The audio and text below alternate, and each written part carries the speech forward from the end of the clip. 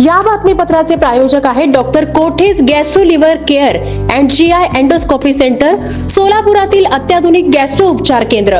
तुमचं पोट, लिव्हर आणि आतड्याच्या सर्व समस्यांसाठी विश्वासार्ह ठिकाण. श्रीराम जन्मोत्सव मध्यवर्ती महामंडळाच्या वतीने आयोजित प्रभू श्रीरामांच्या 51 मूर्ती वाटप व हिंदू विराट सभा दिनांक 20 मार्च 2026 रोजी कर्णिक नगर परिसरातील चिल्ड्रन्स पार्क येथे मोठ्या उत्साहात व भक्तिमय वातावरणात संपन्न झाली.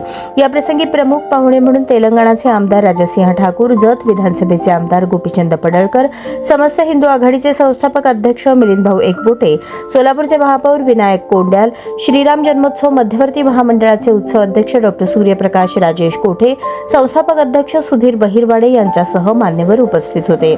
या प्रसंगी कार्यक्रमात विशेष आकर्षण म्हणजे प्रभू श्रीराम, सीतामाता, लक्ष्मण व हनुमानजी यांच्या वेशातील बाल कलाकारांचे बग्गीतून आगमन होताच मान्यवरांच्या हस्ते प्रभू श्रीरामांची आणि छत्रपती शिवाजी महाराजांची आरती करून कार्यक्रमाची सुरुवात करण्यात आली.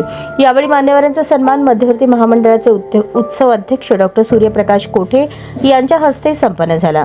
मध्यवर्ती महामंडळाचे अध्यक्ष डॉक्टर सूर्यप्रकाश कोठे यांनी आपल्या प्रास्ताविकात कार्यक्रमाच्या आयोजनामागील उद्देश स्पष्ट केला.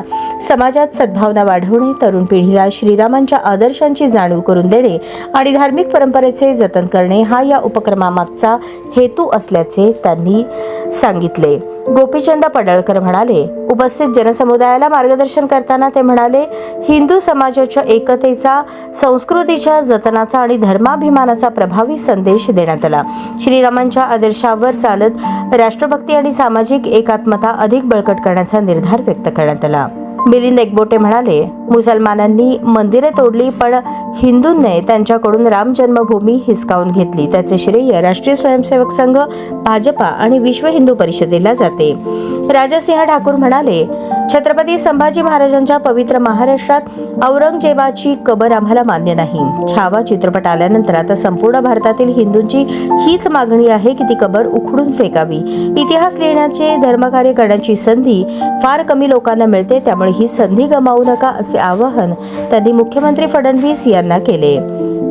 धर्मांतराच्या मुद्द्यावर बोलताना त्यांनी महाराष्ट्र विधानसभेने मंजूर केलेल्या नव्या कायद्याचे स्वागत केले. मात्र केवळ कायदा करून चालणार नाही, तर त्याची कडक अंमलबजावणी होणे गरजेचे आहे.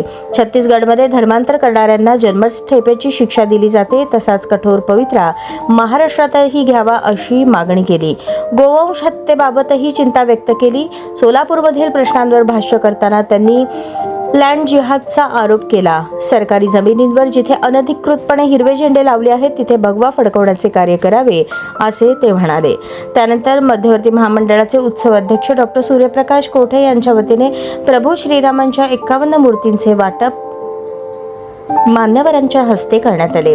कार्यक्रमाच्या नीटनेटक्या नियोजनासाठी श्रीराम जन्मोत्सव मध्यवर्ती महामंडळाचे समस्त पदाधिकारी व श्रीराम भक्तांनी परिश्रम घेतले. यावेळी संपूर्ण परिसर श्रीराममय झाला होता. सर्वत्र भगव्या झेंड्यांनी वातावरणात भगवेमय झाले होते. यावेळी कार्यक्रम सुरू होण्यापूर्वी शिवकालीन मर्दानी खेळांचे सादरीकरणही करण्यात आले. सभा यशस्वीपणे पार पाडण्यासाठी प्रशासनाच्या वतीने कडेकोट पोलीस बंदोबस्त करण्यात आला होता.